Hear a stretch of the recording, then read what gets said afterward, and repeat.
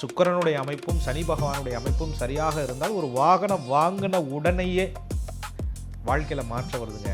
ஆனால் வாங்கின உடனேயே பிரச்சனை வருதுங்கன்னா ரெண்டுக்கு வித்தியாசம் இருக்குது.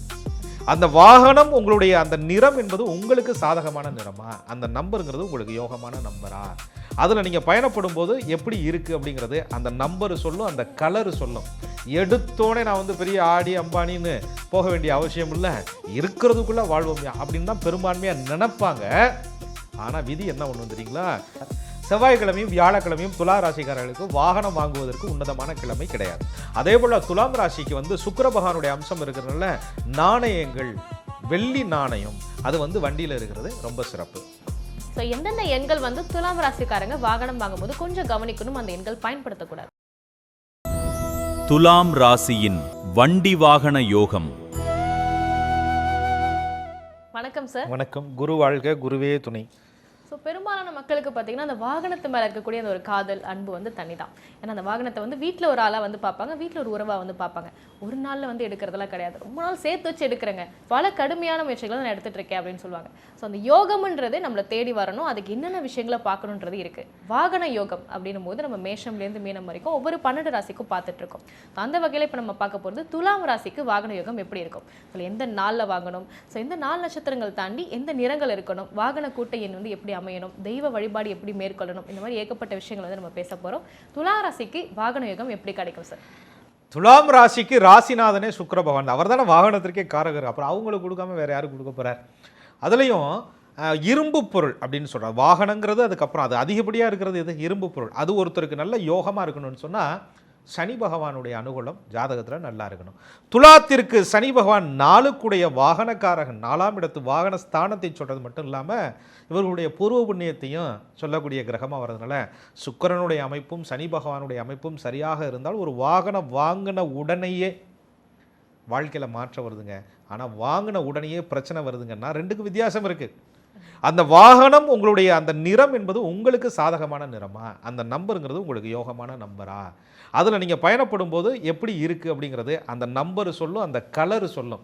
யார் கையில் சாவி கொடுத்து வாங்கினீங்க, வாங்கினதுக்கப்புறம் அந்த வண்டிக்குள்ளே என்னெல்லாம் வச்சுருக்கிறீங்க, அந்த வண்டி எங்கெல்லாம் போயிட்டு வந்துச்சு, இதெல்லாம் தான் சேர்ந்து நமக்கு ஒரு பாசிட்டிவ் எனர்ஜியை கண்டிப்பாக கொடுக்கும். துலா ராசிக்காரர்களை பொறுத்தவரை வாகன விஷயத்தில் ஆடம்பரமும் வேண்டாம்யா, அழகும் வேண்டாம்யா, வாழ்க்கை சமநிலையாக போனால் போதும். அந்த வண்டினால நான் கடைப்படக்கூடாது, இருக்கிற சத்துக்கு தகுந்த மாதிரி ஒரு வண்டியை வாங்கி ஓட்டுவான், காசு சேர்ந்ததுக்கப்புறம் கொஞ்சம் கொஞ்சமாக டெவலப் பண்ணி போவான். எடுத்தோடனே நான் பெரிய ஆடி அம்பானின்னு போக வேண்டிய அவசியம் இல்லை, இருக்கிறதுக்குள்ளே வாழ்வோம்யா அப்படின்னு தான் பெரும்பான்மையாக நினைப்பாங்க. ஆனால் விதி என்ன ஒன்று தெரியுங்களா, இவங்க சாதாரணமாக அப்படி போகும்போதே உடையிலே கொஞ்சம் பளிச்சுன்னு இருப்பாங்க, பார்க்குறதுக்கும் கொஞ்சம் அப்படியே டீசெண்டாக அவங்க வறுமையில் இருக்காங்கன்னே கண்டுபிடிக்க முடியாது. சுக்கிரனுடைய அந்த அமைப்பு இருக்கிறனால முகத்தில் அழகு கூடிக்கொண்டே இருக்கும், ஐஸ்வர்யம் தெரிஞ்சுக்கிட்டே இருக்கும், லக்ஷ்மி தாண்டம் ஆடிக்கிட்டே இருக்கும், கலையாக இருப்பாங்க. அப்போ ஒரு இடத்துக்கு போய் வண்டியை பேசும்போதே, ஏங்க நீங்கள் உங்கள் தகுதிக்கு இந்த வண்டி வாங்குறீங்களே, இந்த இப்போ புதுசாக ஒரு மாடலில் ஒன்று வந்திருக்கு, இதை மாற்றி எடுத்துக்கோங்க, இதில் ரொம்ப நாள் அதை ஓட்டிக்கிட்டு இருக்கீங்களேன்னு உசுப்பேற்றி விடும்போது தான் அங்கே 6ஆம் இடம் 8ஆம் இடம் 12ஆம் இடம் தசாபுத்திகள் நடக்கும்போது தான் போய் கடனில் சிக்கிக்கிறது வாகனத்தினால. அப்போ தசாபுத்திகளும் நல்ல அமைப்பாக இருந்து நீங்கள் வாகனங்கள் பார்த்து வாங்கினீங்கன்னா அது அதிர்ஷ்டமாக மாறும் அப்படின்னு சொல்லப்படுது சாஸ்திரத்தில். நீங்கள் கேட்ட மாதிரி அதிர்ஷ்ட நிறம், நம்பரு, வாங்கக்கூடிய 4 விஷயங்கள், நட்சத்திர விஷயங்கள், கோவில் விஷயங்கள் எல்லாத்தையுமே சொல்லிடலாம். ஸோ உங்களுக்கு அந்த வாகன அமைப்பு கிடைக்கணும்னா எந்த 4 நட்சத்திரங்களை துலாம் ராசி வாகனம் எடுக்கணும்? 4 சொல்லிடலாம். நட்சத்திரங்கிறது ஒவ்வொருவரும் பிறந்த துலாம் ராசிக்காரர்களுக்கு வெவ்வேறு நட்சத்திரங்கள் மாறுபடும் இல்லையா. சித்திரை, சுவாதி, விஷாகம் அந்த பாதங்களை பொறுத்து அவங்க பிறந்திருப்பாங்க. அதுலேயும் இந்த சித்திரை நட்சத்திரம் கன்னியிலே வரும், துலாத்திலையும் வரும், விசாக நட்சத்திரம் துலாத்திலையும் வரும், விருச்சகத்திலையும் வருங்கிறதுனால இந்த நட்சத்திர பாதம் ரொம்ப முக்கியம். அதை வைத்து தான் நட்சத்திர நாட்கள் எடுக்கணும். தனக்கான சாதக தாரை நட்சத்திர நாட்கள் அதை பார்த்து எடுக்கணும். கிழமை அப்படின்னு சொல்லும் பொழுது துலாத்துக்கு வெள்ளிக்கிழமை யோகமான ஒரு நாள், சனிக்கிழமை யோகமான ஒரு நாள், புதன்கிழமை ஒரு யோகமான ஒரு நாள். இதெல்லாம் வாகனம் வாங்குவதற்கு உன்னதமான ஒரு நாளாக அமையும். ஸோ வெள்ளி, சனி, புதன் துலாம் ராசிக்கு யோகமான நாட்கள் நம்ம சொல்லியிருக்கோம். இந்த நாட்களில் வாகனம் எடுக்கக்கூடாதுன்னா எந்த நாள்? துலாம் ராசிக்காரருக்கு வியாழக்கிழமை செவ்வாய்க்கிழமை ஆகாதுங்க. குரு கொஞ்சம் அவங்களுக்கு கடன் பிரச்சனையை கொடுத்துருவார், செவ்வாய் கொஞ்சம் விபத்து சம்பத்து பிரச்சனைகளை கொடுத்துருவார், குடுக்கல் வாங்கல் பிரச்சனையை கொடுப்பார். செவ்வாய்க்கிழமையும் வியாழக்கிழமையும் துலா ராசிக்காரர்களுக்கு வாகனம் வாங்குவதற்கு உன்னதமான கிழமை கிடையாது. ஸோ அந்த சண்டேன்னு வரும்போது அவங்க துலாம் ராசி வாகனம் வாங்குறதுக்கு எடுத்துக்கலாமா, இல்லை அந்த சண்டேஸில் அவங்க ஒர்க் வச்சுக்கலாமா? சூரிய பகவானுடைய அம்சம் துலாத்தை சரராசின்னு சொல்கிறாங்க. சரராசிக்கு 11ஆம் இடம் பாதகஸ்தானம். அப்போ சூரிய பகவானுடைய அமைப்பு ஜாதகத்தில் எப்படி இருக்குங்கிறத பொறுத்து தான் அவங்க அந்த நாளை எடுத்துக்கணும். துலாம் ராசிக்காரங்களுக்கு எந்த நாள்ல வாங்கணும்னு நம்ம சொல்லிட்டோம் சார். இந்த நிறங்கள்ல வந்து உங்களோட வாகனம் வந்து அமைஞ்சா சிறப்பா இருக்கும். ராசிநாதன் சொல்றாங்களே விடி வெள்ளி அப்படின்னு சொல்றாங்கல்ல, சில்வர் கலர் அவங்களுக்கு ரொம்ப சூப்பரா இருக்கும். அதே மாதிரி வந்து வெண்மை நிறம் அவர்களுக்கு மிக மிக அனுகூலமா இருக்கும். முத்து வெள்ளை நிறம்னு சொல்றாங்கல்ல, பால் வெண்மை நிறம்னு சொல்றாங்கல்ல, சாண்டில் கலர்ல லைட்டா அப்படியே ரொம்ப கோல்டு இருந்துடக்கூடாது, அந்த மாதிரி கலர்லாம் துலாத்திற்கு சூப்பரா இருக்கும். அதே மாதிரி சனி பகவான் வந்து அவங்களுக்கு யோகக்காரகனா வர்றதுனால கருப்பு நீலம் துலாத்திற்கு அதிர்ஷ்டத்தை கொடுக்கும். கருப்பு நிலம் வாங்கின உடனே ஒரு வீடு கட்டுற யோகம், கார் தான் வாங்கியிருப்பாங்க, அதுவும் கொஞ்சம் கஷ்டத்தில் வாங்கியிருப்பாங்க. ஆனால் நம்பரும் லக்கியாக அமைஞ்சதுக்கப்புறம் பார்த்தீங்கன்னா வீடு கட்டும் யோகம் வந்துடும். அல்லது வீடு கட்டியிருப்பாங்க, டக்குன்னு அந்த வாகனம் வாங்கும் யோகம், வீட்டுக்கிட்ட கேட்டுக்கிட்ட வண்டி இல்லாமல் எப்படி அப்படின்னு அந்த ஒரு கௌரவத்தை கொடுக்கக்கூடிய எண்ணாக அந்த கிழமை வந்து அவர்களுக்கு சனிக்கிழமை அமையும். 8வது எண்ணும் அமையும். அதே போல் இவர்களுடைய ராசிக்கு வந்து ஒரு பச்சை நிறம், அது டார்க்கு பச்சையாக இல்லாமல் லைட் க்ரீன் எல்லாமே பார்த்தீங்கன்னா துலாத்திற்கு யோகமாக அமையும். ஸோ இந்த கலர்லலாம் வந்து வாகனம் எடுக்கக்கூடாதுன்னா எந்த கலர் சொல்லலாம்? சிவப்பு நிறம் அவர்களுக்கு ஆகாது, மஞ்சள் நிறம் சுத்தமாக ஆகாது. ஸோ சிவப்பு மஞ்சள் வந்து துலாம் ராசிக்காரங்க வாகனம் எடுக்கும்போது தவிர்த்துக்கலாம். துலாம் ராசிக்கு வந்து சனிக்கிழமை வந்து ரொம்ப சிறப்பான நாள் நம்ம சொல்லியிருக்கோம் வாகனம் எடுக்கிறதுக்கு. 8வது எண்ணும் பயன்படுத்திக்கலாம் அப்படின்றத நம்ம சொல்லியிருக்கோம். அப்போ வாகன எண்ணுன்னு வரும்போது துலாம் ராசிக்காரங்க எந்தெந்த எண்களை வந்து அமைச்சிக்கலாம்? நிச்சயமா 8 மட்டும் அப்படிங்கிறது கிடையாது, இன்னொரு சாய்ஸும் இருக்கு இல்லையா? அப்படி பார்த்தா துலாத்திற்கு 2 சாய்ஸ் இருக்கு. ராசிநாதன் சொல்லக்கூடிய சுக்கிர பகவானுடைய எண்ணுன்னு வந்து 6வது எண், அது இவர்களுக்கு நல்ல வெற்றியை கொடுக்கும். 5 அது இவர்களுக்கு நிறைய பூர்வ புண்ணிய பலன், பாக்கிய பலனை கொடுக்கும். 5வது நம்பர் வண்டியெல்லாம் வாங்கினதுக்கப்புறம் பார்த்தீங்கன்னா கோவில் விசிட் அதிகமாக போயிருப்பாங்க. 6ஆம் நம்பர் வண்டியெல்லாம் வாங்கினதுக்கப்புறம் கொஞ்சம் இடம் போக்குவரத்து அதிகம் வாங்கியிருப்பாங்க. 8வது நம்பர் வரலாம் வாங்கினதுக்கப்புறம் பழைய வழக்குகள் பழைய பிரச்சனைகள்லாம் தீர்ந்து பூர்வீக சொத்து கைக்கு கிடச்சிச்சுங்க, அல்லது பூர்வீக வழக்கு தீர்ந்துச்சுங்க அப்படிங்கிற மாதிரி சில அமைப்புகள்லாம் அவங்களுக்கு நடந்திருக்கும். ஸோ துலாம் ராசிக்கு இந்த 8, 5, 6 இந்த எண்கள் எல்லாமே சொல்லியிருக்கோம். நிறைய பேர் யோசிக்கிறதுனா அந்த கூட்டி எண்களாக மட்டும் நாங்கள் எடுத்துக்கலாமா, இல்லை பிறந்த தேதிக்கும் அந்த எண்களுக்கும் எதுவும் சம்மந்தம் இருக்கா? நிறைய கேள்வி இது. அதாவது என்னுடைய ராசிக்கு உரிய நம்பர்ஸ் மட்டும் நீங்கள் சொல்லிட்டீங்க, லக்னத்துக்கு கொஞ்சம் கிரகங்கள்லாம் மாறுது, அதை விட என் டேட் ஆஃப் பர்த்துக்கு ஒரு நம்பர் இருக்குல்ல, அது எப்படி அப்படின்னு கேட்பாங்க. நீங்கள் சொல்கிற மாதிரி பிறந்த தேதி, அதுக்கப்புறம் முழு தேதிகளை கூப்பிட்ற, பிறந்த தேதி மாதம் வருஷத்தை கூட்டுறது, உடல் எண் உயிர் எண், இதற்கு தகுந்த மாதிரியான விதி எண்கள் இருக்குது. அதற்கு தகுந்த மாதிரி எண்களை எடுத்தால் சிறப்பு. இவ்வளவும் பார்த்தோம்னா ரொம்ப நாள் தள்ளி போயிருங்கிறதுனால ராசிக்கு தகுந்த மாதிரி நம்பர்னு போய் எடுத்துறாங்க. கொஞ்சம் பொறுத்து 6ஆம் முறை டைம் எடுத்து எடுத்தீங்கன்னு சொன்னால் இதெல்லாம் பார்த்து எடுக்கும்போது கண்டிப்பாக அதிர்ஷ்டமாக இருக்கும். ஸோ எந்தெந்த எண்கள் வந்து துலாம் ராசிக்காரங்க வாகனம் வாங்கும்போது கொஞ்சம் கவனிக்கணும், அந்த எண்கள் பயன்படுத்தக்கூடாது? 9வது எண்ணும் 3வது எண்ணும் துலாத்திற்கு ஆகாதுங்க. ஒருவேளை துலாம் ராசிக்கு வந்து இந்த 9, 3 இந்த எண்களில் வந்து வாகனம் வந்து அமைஞ்சிருச்சு, ஆல்ரெடி இருக்கு அப்படின்னா அந்த எண்களுக்கு அப்போ எதுவும் பாதிப்பு ஏற்படுமா சார்? நிச்சயமா பாதிப்பு அப்படின்னு நான் நேரடியாக பயமுறுத்தவே மாட்டேன். ஏன்னு சொன்னால் உங்களுக்கு அமைஞ்சிருக்கு அப்படின்னு சொன்னாலே ஏதோ ஒரு கிரகம் சப்போர்ட் பண்ணியிருக்கு. உங்கள் லக்னத்திற்கு அவங்க யோகரா கூட இருக்கலாம். துலாத்துக்கு வந்து 3ஆம் நம்பர் ஆகாதுன்னு சொன்னேன், 9ஆம் நம்பர் ஆகாதுன்னு சொல்கிறேன். 9 சில விபத்து சம்பந்தங்களை கொடுக்கணும். 9ஆம் நம்பர் வண்டி கூட்டி பார்த்துட்டு ஐயோ விபத்துன்னு சத்தியமாக நினைக்கக்கூடாது. உங்கள் லக்னத்திற்கு அது யோகமாக இருக்கணுங்க, யோகமாக இருக்கும், அப்படி இல்லைன்னா அது அமைஞ்சிருக்காது. ஸோ உங்கள் சுயஜாதத்தை பொறுத்து அந்த எண்களை நீங்கள் முடிவு பண்ணிக்கோங்க. நான் பொது பலனாக சொல்லும்போது 3, 9 தவிர்த்துருங்க. துலாம் ராசிக்காரங்க அந்த சுக்கிரன் அமைப்பு இருக்கிறதுனால அந்த தெய்வ வழிபாடு ரொம்ப இஷ்டமாக இருப்பாங்க. வாகனம் வாங்கும் பொழுது அந்த வாங்குறதுக்கு நம்ம எந்த தெய்வத்தை வந்து தினசரி வழிபடணும் சார்? சுக்கிர பகவானுடைய அம்சத்தில் அவங்க இருப்பாங்க அப்படின்னு சொல்லும்போது சுத்தம் மகாலட்சுமி அந்த இடத்துல குடியிருக்கிறாங்கன்னு அர்த்தம். மகாலட்சுமியை அனுதினமும் இவர்கள் வழிபாடு செய்யும் பொழுது வாகனம் வாங்கும் யோகம் உண்டாகும். புதன் பகவானுடைய அம்சம் இருக்கிறதுனால நாராயணனை ஸ்ரீ ரங்கநாதர் அவர்கள் வழிபாடு செய்யும் பொழுது வாகனமாகும் யோகம் அவர்களுக்கு உண்டாகும். 5க்கு அதிபதியாக சனி பகவான் அவருடைய தயவு இருந்தால் தான் உங்கள் வீட்டில் ஒரு வாகனம் மட்டும் இல்லைங்க, பல வாகனங்கள் வாங்கும் யோகங்கள் உருவாகும் அப்படின்னு சொன்னால் ஆஞ்சநேயரை, அனுமனை துலாம் ராசிக்காரர்கள் வழிபாடு செய்யணும்.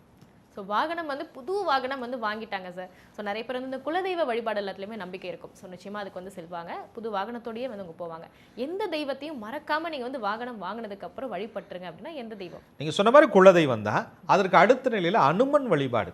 அனுமன் அவருடைய அந்த ஆசீர்வாதம் இவங்களுக்கு இருந்துச்சு அப்படின்னு சொன்னால், அதுலேயும் துலாம் ராசிக்காரர்கள் ஒரு சனிக்கிழமை அன்னைக்கு தன்னுடைய வண்டியை கொண்டு போய் ஆஞ்சநேயர் கோயிலில் வச்சு பூஜை பண்ணிவிட்டு அங்கே கொடுக்கக்கூடிய துளசி மாலையை செந்தூரத்தை வாங்கி வண்டியில் வச்சுட்டு அப்படி வீட்டுக்கு வந்து அந்த துளசி மாலையை எடுத்து பூஜை அறையில் வைக்கும் பொழுது அப்படி ஒரு ஐஸ்வர்யம் உங்களுக்கு கிடைக்கும். நீங்கள் சொல்லும் போதே சொன்னீங்க சார், அந்த துளசி மாலை நம்ம தெய்வ பிரசாதம் எல்லாமே வந்து கண்டிப்பாக வண்டியில் வந்து வைக்கணுன்றது ஒரு ஐதீகம், பெரியவங்க எல்லாருமே நம்ம சொல்லுவாங்க. அப்படி இருக்கும் பட்சத்தில் அந்த துலாம் ராசிக்காரங்க அந்த துளசி மாலை மட்டும் வச்சுக்கலாமா, இல்லை தினசரி அந்த வாகனத்தில் வந்து என்னென்ன பொருட்கள்லாம் அவங்க வைக்கணும் சார்? நிச்சயமா வாகனம் அப்படின்னு சொல்லும் பொழுதே டாக்குமெண்ட்லாம் பத்திரமா வச்சுக்கணுங்க. துலாம் என்பது காற்று ராசி, வண்டியில் ஏறு போக்குவரத்து இதெல்லாம் பத்திரமா இருக்கணும். அதே போல் துலாம் ராசிக்கு வந்து சுக்கிர பகவானுடைய அம்சம் இருக்கிறதுனால நாணயங்கள், வெள்ளி நாணயம் அது வந்து வண்டியில் இருக்கிறது ரொம்ப சிறப்பு. ஸோ எந்தெந்த பொருட்களை வந்து உங்கள் துலாம் ராசிக்காரங்க வாகனத்தில் வைக்கவே வைக்காதீங்க, இருந்தாலுமே எடுத்துருங்க அப்படின்னா எந்த பொருள் சொல்லலாம்? குரு பகவான் வந்து இவர்களுக்கு கொஞ்சம் எதிர்பதம் பண்ணுவார்னு சொல்கிறோம் இல்லையா? அப்போ குருவினுடைய அம்சம் என்ன? விபூதி, சந்தனம், குங்குமம் அங்கங்கே சிதறி இருக்கிறது இருக்கக்கூடாது. கிழிந்த நோட்டுகள், இப்போ ஒரு பழைய நோட்டு, செல்லாத நோட்டு அதை பத்திரமா போட்டு அப்படியே சேவ் பண்ணி வச்சுருப்பாங்க. சில்லறை காசு அங்கேங்க வண்டிக்குள்ளே காலில் மிதிக்கிற மாதிரி நடந்துக்கிட்டே இருக்கும்.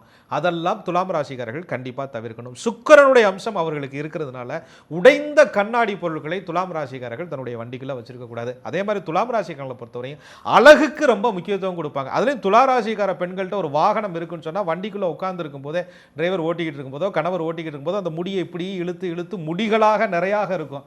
அதை அள்ளி கூட போடாமல் வண்டி டேஸ்ட் போடல பத்திரமா முடிஞ்சு அப்படியே பக்குவமாக வச்சுருப்பாங்க. பழனி மலை போகிற வரையும் அங்கே போய் இடைக்கு போட்டுக்கலாங்கிற மாதிரி. அதனால அந்த முடிகள் எல்லாம் வண்டிக்குள் துலாம் ராசிக்காரர்களுக்கு கண்டிப்பாக இருக்கக்கூடாது. ஸோ வாகனத்தில் துலாம் ராசிக்காரங்க எந்தெந்த பொருட்கள் வைக்கணும், எதெல்லாம் வைக்கவே கூடாதுன்றதை நம்ம பார்த்தோம்.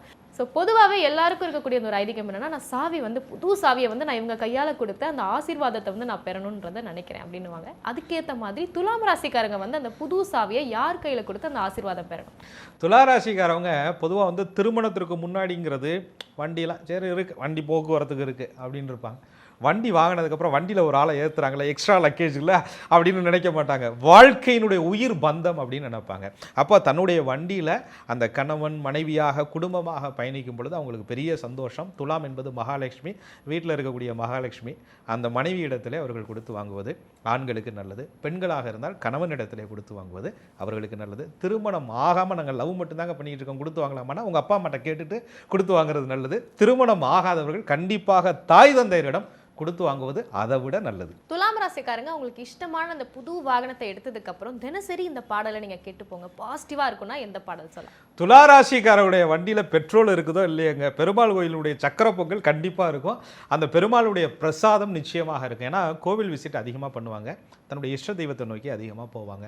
அதனால துலா ராசிக்காரங்க தன்னுடைய வாகனத்தை எடுக்கும்போதே பெருமாளுடைய அந்த பாதத்தை, சுப்பர பாதத்தை கேட்டுட்டு போனாங்கன்னா ரொம்ப ஜம்முன்னு இருக்கும், அருமையாக இருக்கும். நாராயணனுடைய மந்திரத்தை கேட்டுவிட்டு அவர்கள் 4 திசைகளிலும் எந்த திசைகளில் அவங்களுடைய பயணத்தை தொடங்குறாங்களோ தொடங்கி வெற்றியோடு திரும்ப நாராயணனுடைய அருளும் குரு பகவானுடைய அருளும் பரிபூரணமாக அவர்களுக்கு கண்டிப்பாக கிடைக்கட்டும்.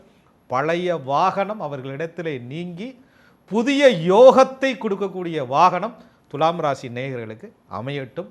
நிச்சயமாக நம்ம சொல்வது போல துலாம் ராசிக்கு கண்டிப்பா நம்ம சொன்ன எல்லா விஷயங்களுமே பயனுள்ளதா இருக்கணும். வாகனம் எடுக்கிறோன்றது மட்டும் இல்லாம எந்த நாள் நட்சத்திரங்கள் வந்து நம்ம பார்த்து எடுக்கணும், எந்த நிறங்கள் இருக்கணும், வாகனத்துடைய அந்த கூட்டு எண்கள் எப்படி அமையணும், ஸோ இந்த பொருளெல்லாம் வண்டியில் வைக்கணும் வைக்கவே கூடாதுன்றது வரைக்கும், சாவி யார் கையில கொடுத்து வாங்கணும், அந்த ஒரு ஆசீர்வாதம் கிடைக்கிறதுக்கு, அந்த யோகம் வந்து நல்லபடியாக அமையறதுக்கு, இது எல்லா விஷயங்களையும் இந்த பகுதியில் பார்த்தோம். அடுத்த பகுதியில் வேற ஒரு தகவலோடு சந்திக்கலாம். நன்றி. நன்றி. குரு வாழ்க, குருவே